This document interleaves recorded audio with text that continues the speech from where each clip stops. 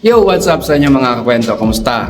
So, maggagawa lang tayo ng reaction video patungkol sa mga nagsasabi o nag-advise na kahit na wala po tayong experience dito sa Japan ay pwede tayo mag-apply. At yung nagsasabi na kahit na 45 years old ay pwede pong makapag-apply dito sa Japan. Well, ito bibigay ako ng opinion ko. Opinion ko to, hindi ko sinasabing ito na yung paniniwalaan nyo. Pero itong opinion na ito ay halos naman talaga lahat.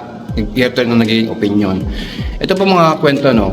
Yung pong sinasabi nilang kahit wala pong experience ay pwede po tayo makapag-apply dito sa Japan. Ay totoo po yun. Pero, ang nangyayari po kasi dyan mga kwento, itong mga agency na to na tumatanggap na kahit walang experience, yung mga aplikante nila ay tinatanggap nila para makapag-apply. Ang ginagawa po nila dyan, ang alam ko po talaga, ay pinag-aaral muna nila ng Japanese language. Yun. Kaya ngayon, magkakaroon sila ng experience and then saka sila magte-training. Yung kasi isang kasamahan ko mga kwento, talagang wala po siyang experience sa pagiging construction worker. Wala siyang experience. Ang nangyayari sa kanya ay pinag-aaral mo siya ng Japanese language ng kanilang agency. Ngayon, sa pag-aaral sila ng Japanese language, so lahat po yung mga kwento ay walang magiging shoulder ang Japanese employer. Lahat yun ay magiging shoulder ninyo.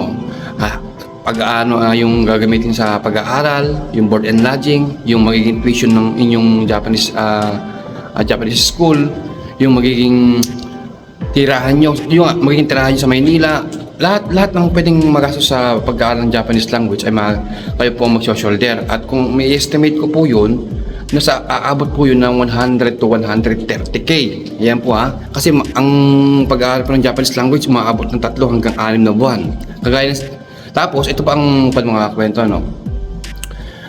Hindi naman po porke tapos na kayo sa pag-aaral ng Japanese language ay sure na kayong masiselect ng mga Japanese employer, lalo yung tinatawagan na walang experience. Kagaya ni Sir Maximus, sabi niya, enough na ba yung natapos niyang N5 o lesson hanggang lesson, ang alam po siya N5 lesson 25 to 28, yan po ang pagkatapos ng N5 Ngayon, ang tanong niya ay kung enough na daw ba yun para makapag-apply na ng trabaho dito sa Japan. Ang tanong Sir Maximus, no? Ito mga kwento na si Sir Maximus siguro ay nakapag-aral na muna ng Japanese language.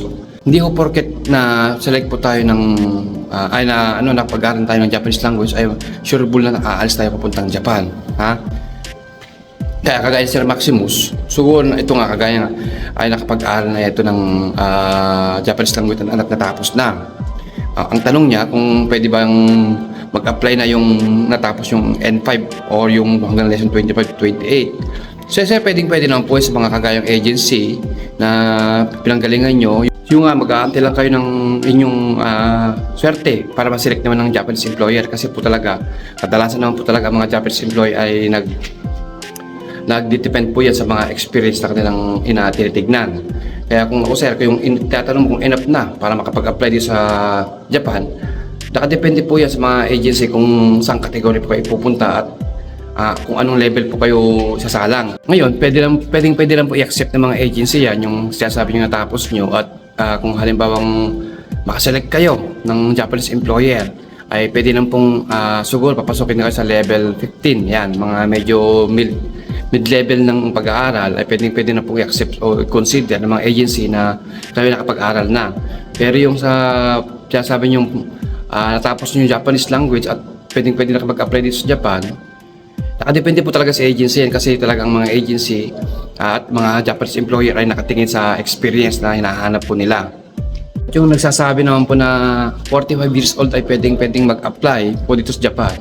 Ito mga kwento, no? Ang mga agency po talaga may mga age limit na pinanghahawakan.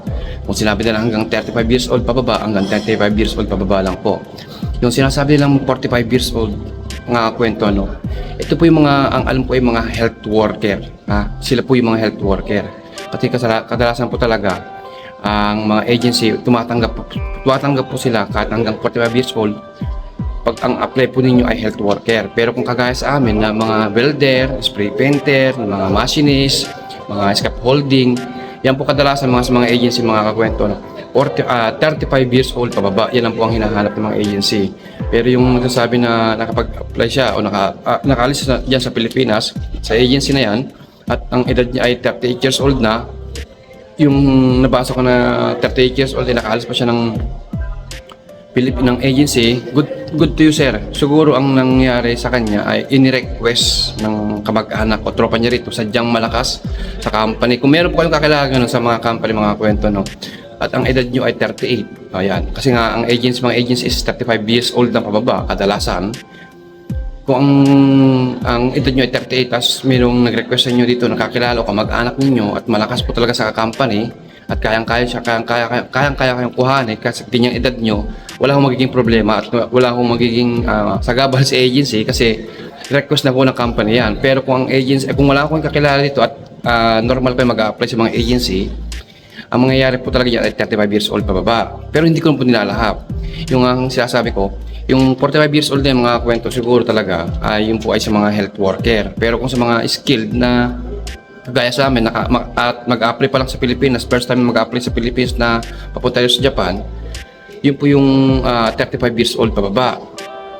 Kaya yung nabasa ko na yun, malamang sa malamang, in-request po yun kasi ang mga kondito, ang mga company, pagka mayroong pwede kayo mag-request o mag-suggest ng mga tao ay nag-accept ng ganun, so mas malaki po yung chance ninyo.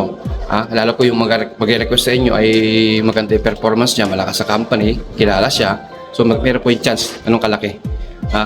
So yun po, nagbigay reaction lang tayo sa mga ganung bagay para at paano maliwanagan yung mga nag-apply at hindi masayang yung kanilang pag-apply dito sa Japan.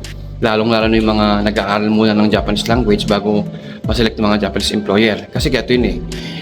Bago nyo pasukin yung pag-aaral mo ng Japanese language, ang tanong, mayroon na bang 100% na Japanese employer ang kukuha sa inyo pagkatapos yung mag-aaral ng Japanese language, di ba? Kasi napakalaking pera po ng papakawalan ninyo, lalo kung kayo po'y pamilyado. Hindi ho biro yung pag-aaral ng Japanese language sa Maynila. Kung meron 100% na kukuha sa inyo after nyo mag-aaral ng Japanese language, pwede pong gawin yon. Pero kung wala naman po at may advice ko sa inyo, kung kayo po isang health worker o farmers o construction worker, itry nyo pong mag-apply ng ganung level, ng ganung kategory. Kung halimbawa lang po, kung kayo po ay hindi ho skilled na kagaya ng iba, at kayo po ay may experience sa farming, sa construction worker o health worker, pwede nyo pong applyan yan. At diyan po ay pwede nyo mahanap yung mga agency na papaselect muna, yung bang select muna ng mga Japanese employer bago nila pag-aralin ng Japanese language para kahit papano yung magiging tuition ng Japanese language ng pag-aaral ng Nihongo ay magiging shoulder ng mga Japanese employer. At least doon po baka malaking menos po magagastos malaking menos ang magagastos natin, ang malaking menos yung magagastos sa pag-aaral ng Japanese language. So yun po. So paano? Hanggang sa muli.